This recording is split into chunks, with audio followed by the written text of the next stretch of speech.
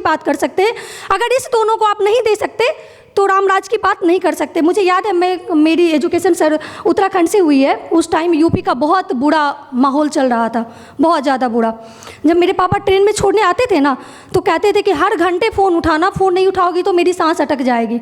आज की डेट में मेरी छोटी बहन अकेले ट्रैवल करती है और कुछ नहीं होता। मैं सिर्फ वर्तमान सरकार की बात करती हूँ। उसको कोई समस्या हो तो एक ट्वीट कर देती है, आरपीएफ आके खड़ी हो जाती है। जहाँ तक हो सके सरकार की इस कभी कभी हम इसलिए भी अपनी रक्षा नहीं कर पाते क्योंकि हम जान नहीं पाते कि हमारे साथ मतलब कौन लोग खड़े हैं, हमारे साथ हम किस तरीके से अपनी चीज़ों को रख सकते हैं। तो अगर इस चीज़ पर भी अगर जागरूकता अभियान चलाएंगे तो उन लोगों को, बहू बेटियों को पता चलेगा कि एक ट्वीट के माध्यम से भी वो अपना सुरक्षा कर सकती है। अगर यहाँ पे एक बड़ी भीड़, बड़ी संख्या में लोग सच में उपस्थित हुए राष्ट्रवाद पर बात करने के लिए, तो आज जाके अपने अपने घरों में इस बात पर विचार कीजिएगा कि क्या आप अपने मानवाधिकार की रक्षा करने में सामर्थ्य रखते हैं, क्या आप अपनी संस्कृति के लिए सच में जागरूक हैं। क्योंकि याद रखिएगा, जब जब संस्कृतियाँ विभाजित हुई है तब तब उस देश से एक टुकड़ा कट चुका है। जो लोग आज बहुसंख्यक हैं उन्हीं की संस्कृति की प्राथमिकता हमेशा दिया जाता है। अगर आप अल्पसंख्यक होंगे तो आपकी संस्कृति पर कोई बात नहीं होगी। जब संस्कृति पर ही बात नहीं होगी तो आप आज़ाद भारत पर क्या खाक बात करेंगे। भीमराव अंबेडकर ने कहा था, बाबा साहब के राम राज्य में कल्पना की गई थी। उन्होंने एक बुक लिखा था, द पार्टीशन ऑफ इंडिया और पाकिस्तान। उसमें उन्होंने क्लियरली लिखा था, अगर एकदम हार्डकोर शब्दों में कहा जाए तो आप अपनी संस्कृति के लिए जागरूक होइए। क्योंकि आज देश में जिनको माइनॉरिटी कहा जा रहा है, जिनको अल्पसंख्यक के नाम पे बहुत सारी छूट दी जा रही है, दुनिया के दूसरे बड़े बहुसंख्यक हैं। अगर आप हिंदुस्तान से भगाए गए तो दुनिया में कौन सा देश आपको सुरक्षा देगा। किस देश के पास आप शरण मांगने जाएंगे। 9 राज्यों में हिंदू अल्पसंख्यक हो चुका है। अगर वर्तमान गवर्नमेंट इस पर विचार कर रही है, कंटिन्यू इसके लिए खड़ी है, तो हम लोगों को भी जागरूक होकर सरकार का साथ देना चाहिए। क्योंकि सरकार ने उन लोगों की सच में बैंड बजा दी जो लोग इसके खिलाफ थे। बहुत बड़ी बड़ी फंडिंग रोक दी गई। बहुत सारे राष्ट्रवादी एक्टिविटियों को सरकार ने मतलब विपक्ष और बाकी पूरी दुनिया के अगेंस्ट में जाके भी करके दिखाया। रिसेंटली देखिए, वक्फ बोर्ड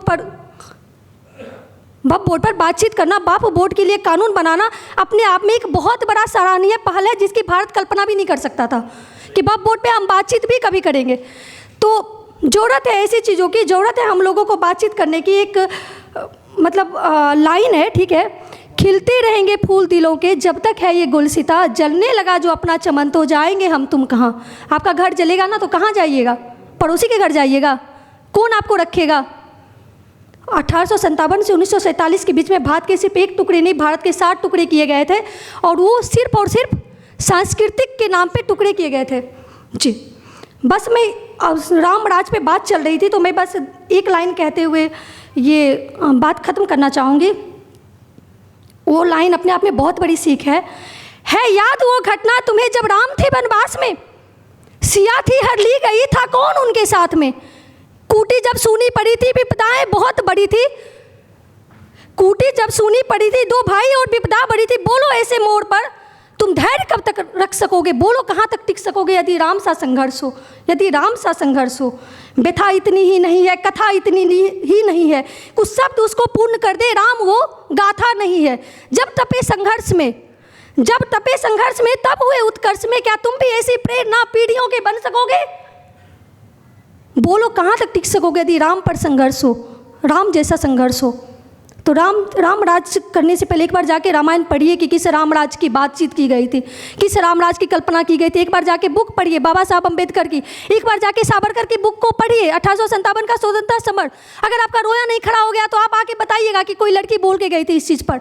आप जाके पढ़िए मोपला कांड को, आप समझेंगे कि आज़ाद भारत में क्या हुआ। क्या हर आज़ाद मतलब स्वतंत्र राष्ट्र का कर्तव्य होता है कि सबसे पहले अपनी मान बिंदु और अपनी संस्कृति की रक्षा करे। क्या भारत में इस सरकार से पहले की जितनी भी सरकारें आई, कोई भी उसकी भारत की मान बिंदु, भारत की संस्कृति, भारत की आत्मा पर बातचीत हो पाई।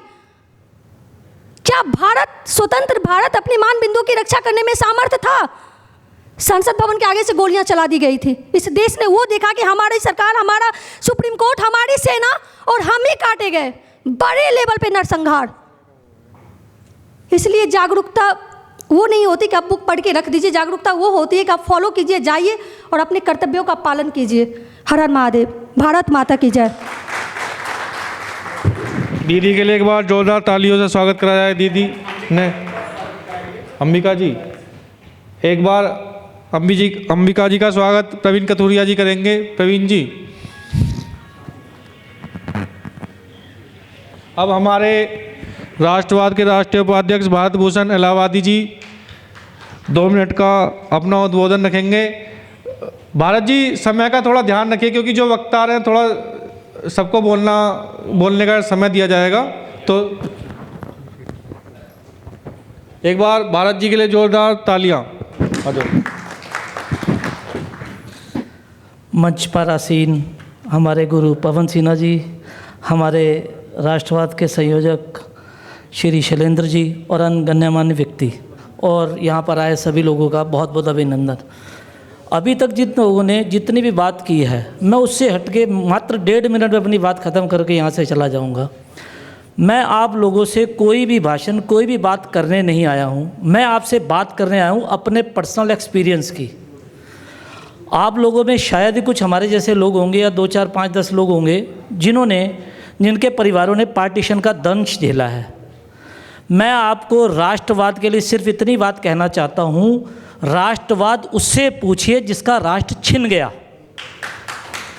ये राष्ट्रवाद पर बात करना, थीसिस करना, ये करना, वो करना बहुत अच्छा है, बुरा कुछ भी नहीं है, लेकिन जिन्होंने भुगता है ना, उनसे आप समझिए कि जब राष्ट्र नहीं रहता तब उनकी क्या दशा होती है।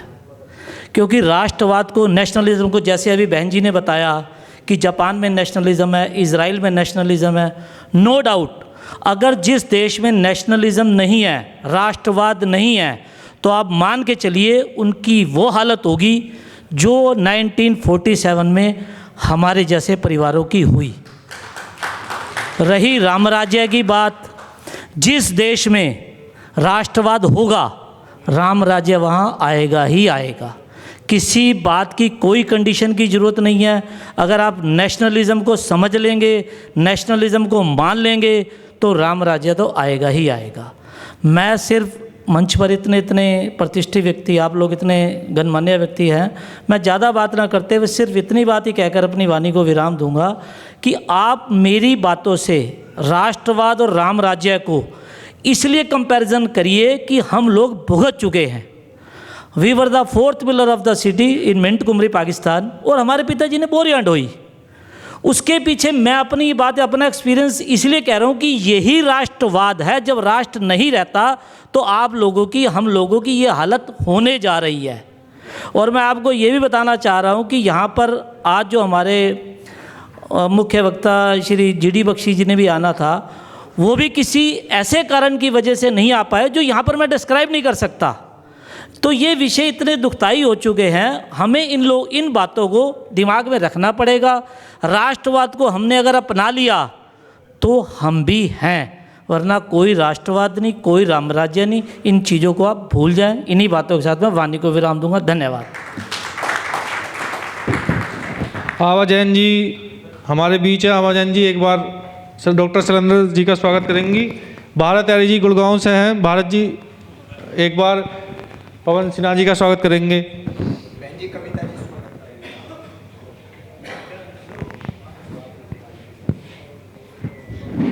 आवाज़ नहीं आ रही सर, क्या बोल रहे हो?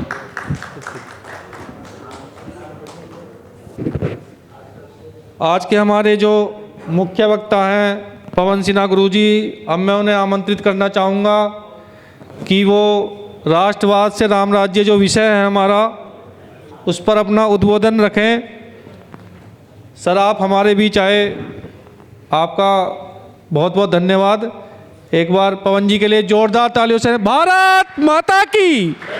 आवाज़ नहीं आ रही, जोर से बोलो। राष्ट्रवाद का प्रोग्राम कर रहे हैं और हम आवाज़ नहीं है हमारे अंदर। भारत माता की, भारत माता की, वंदे वंदे।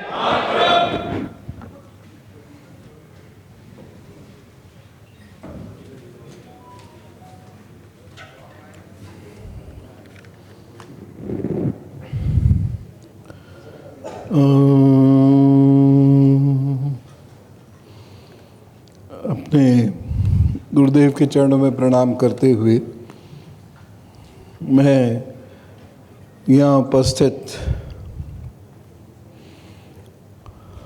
श्री शैलेंद्र ठाकुर जी, श्री रितेश तोमर जी, भाई भारत भूषण जी, प्रवीण कथुरिया जी, बहन कविता जी,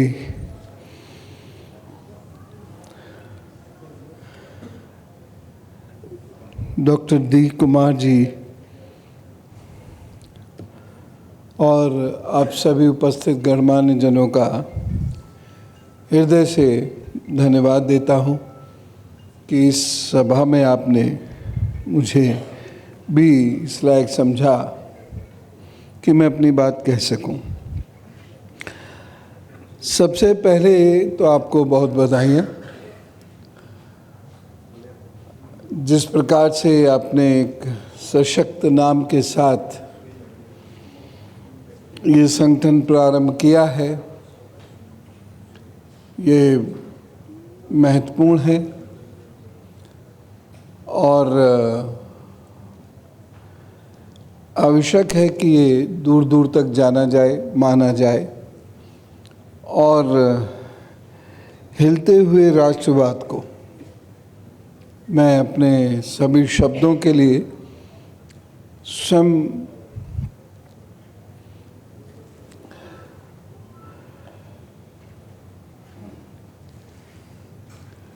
दायित्व वहन करूंगा। हिलते हुए राष्ट्रवाद को आप एक नई दिशा दे सकें,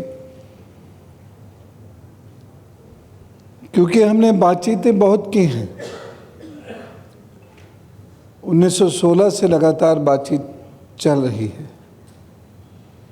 राष्ट्रवाद पर हमने बहुत बातचीत की, लेकिन राष्ट्रवाद क्या होता है ये हम में से बहुत कम लोग जानते हैं। क्षमा के साथ ये मैं आपसे कहना चाहूँगा। हमको क्या लगने लगा है कि पाकिस्तान पर वार करो, शाब्दिक वार, बाकी काम तो हमारी फौज कर ही रही है और अच्छे से कर रही है।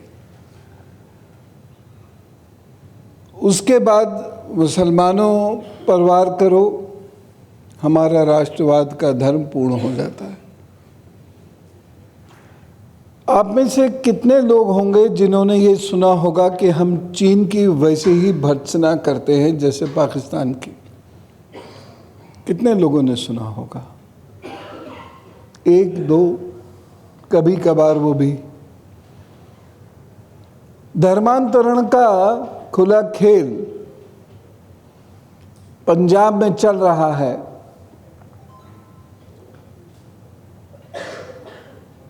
और ये कौन से ईसाई हैं पता नहीं, लेकिन हम कितने वोकल हैं उसके बारे में।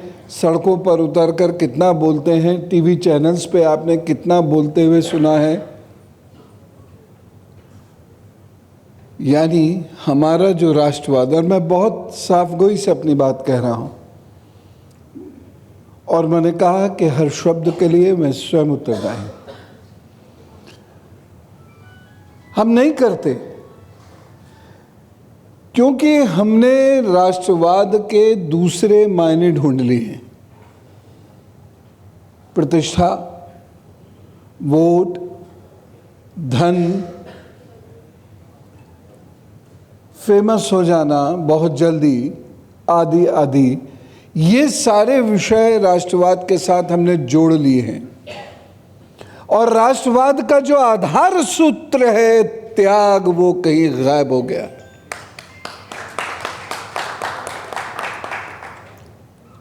आप इस राष्ट्रवाद को लेकर कहां तक जाएंगे?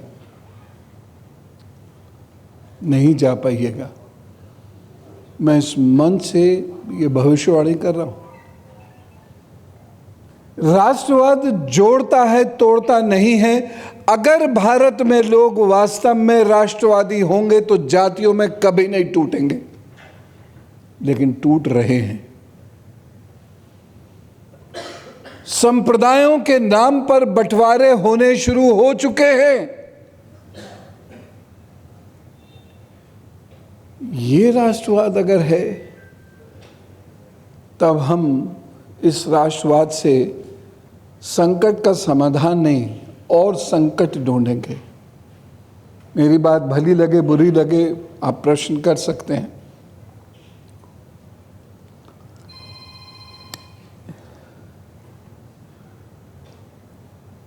थोड़ी देर के लिए मोबाइल बंद कर देंगे तो मैं अनुग्रहित रहूँगा,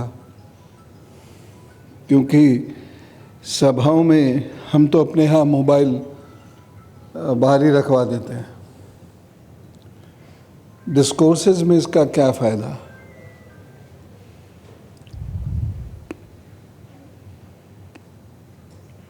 तो हमारा जो राष्ट्रवाद है ये मुस्लिम सेंट्रिक और पाकिस्तान सेंट्रिक होकर रह गया।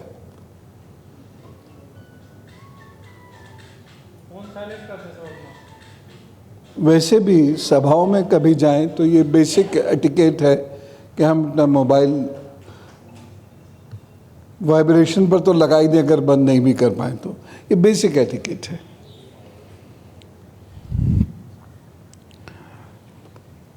अगर राष्ट्रवाद की इतनी चर्चा है तो देशभक्ति क्या है? कभी आप में से किसी ने इसका उत्तर जानने का प्रयत्न किया है?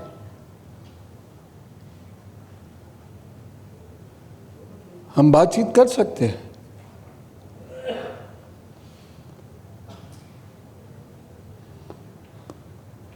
तो राष्ट्रवाद में और देशभक्ति में कुछ तो अंतर है।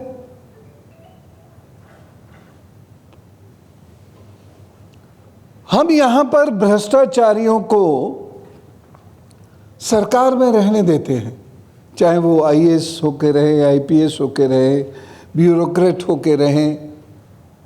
व्यापारी अपना काम बहुत मेहनत से करते हैं, लेकिन वो क्या करें, एक तरह एक जगह आके मजबूर हैं।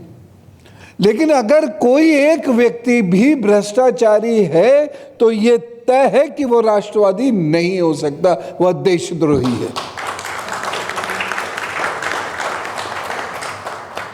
और इनको हम सर सर कहते घूमते हैं। खुलेआम बंटवारा होता है। अब आप एक मुख्यमंत्री से या एक प्रधानमंत्री से क्या क्या उम्मीद करेंगे? हर जगह वो नहीं खड़ा हो सकता। वो जहां काम कर सकते हैं उन्होंने करके दिखाया है। लेकिन ये तो हमारा आपका कर्तव्य भी तो कुछ बनता है ना। तो हमारे राष्ट्रवाद के चेहरे अलग अलग हैं।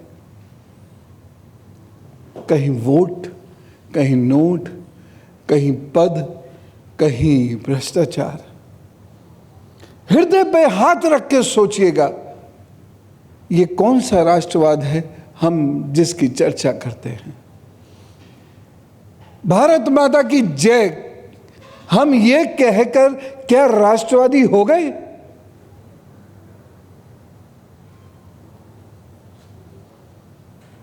आप स्वयं से पूछिए, 15 अगस्त और 26 जनवरी को देशभक्ति के गाने सुनकर हम में से कितने लोग बदले? अयोध्या गया ना हमारे हाथ से। ये वो अयोध्या गया जिसके लिए हम ये कह रहे थे कि 500 वर्ष से हम लड़ रहे हैं। जब उस लड़ाई का नतीजा निकला, परिणाम आया, तो अयोध्या हमारे हाथ से चला गया।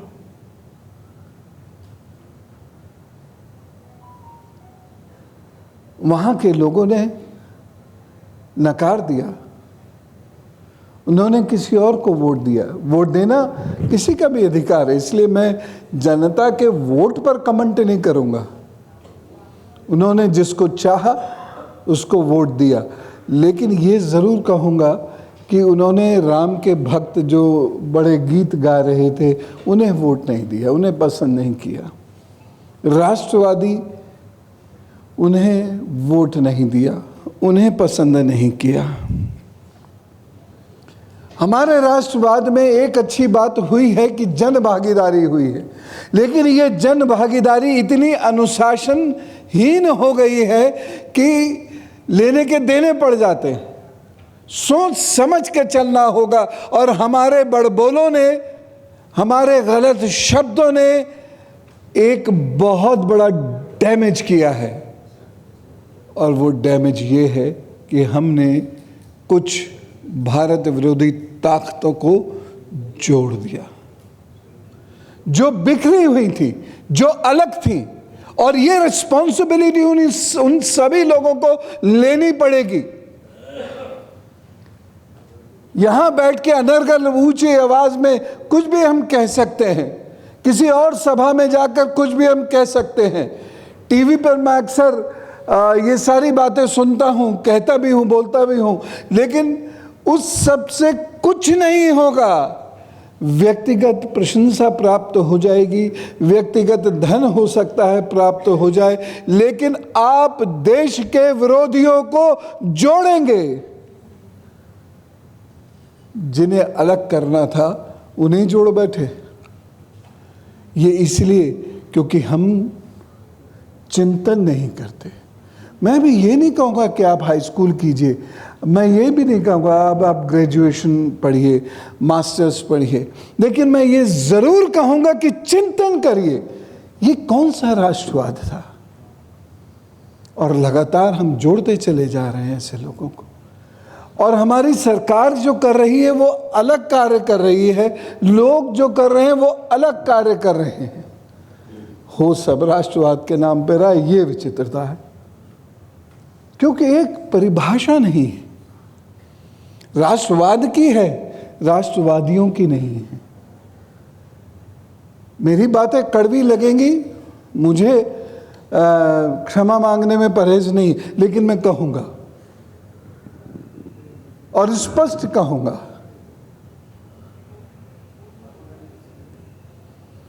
देशभक्ति के नाम पर जिन लोगों ने घर परिवार तबाह कर दिए, आज राष्ट्रवाद के नाम पर हम वोट मांगने चल देते हैं।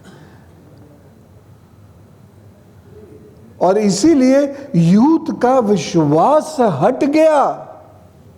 आप नहीं समझ रहे कितना बड़ा डैमेज हो गया यहां पर। यूथ का विश्वास हट गया।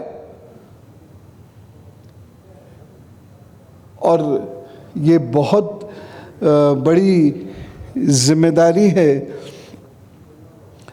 श्री शैलेंद्र ठाकुर जी की कि वह हम सब लोगों का विश्वास इसमें पुनर्स्थापित करें।